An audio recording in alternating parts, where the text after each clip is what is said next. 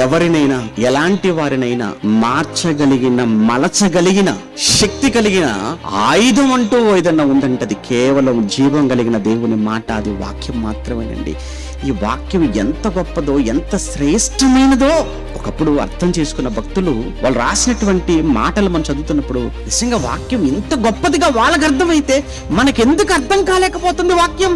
ఆ రోజు వాళ్ళు వాక్యాన్ని ఎంత గొప్పగా మాట్లాడారో, వాక్యాన్ని దేనితో పోల్చి మాట్లాడారో కొన్ని మాటలు చదువుతున్నప్పుడు బైబిల్లో ఈ రోజు మనకు వాక్యం అంటే నీరసం, వాక్యం అంటే విలువ లేకపోవటం, వాక్యం వినాలన్నా, చదవాలన్నా, చెప్పాలన్నా, మాట్లాడాలన్నా ఎందుకు నీకు నీరసం?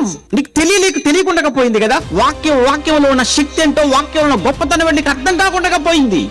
ఎప్పుడైతే నీకు వాక్యం విలువ తెలియదో, వాక్యాన్ని ఎప్పుడైతే నువ్వు నిర్లక్ష్య పెడతావో అక్కడి నుంచి సమాజంలో జరిగే పరిణామాలన్నీ ఇంతే ఉంటాయి. ఇంకా చెప్పాలి అంటే ఇంతకన్నా భయంకరంగా చూస్తాం మనం.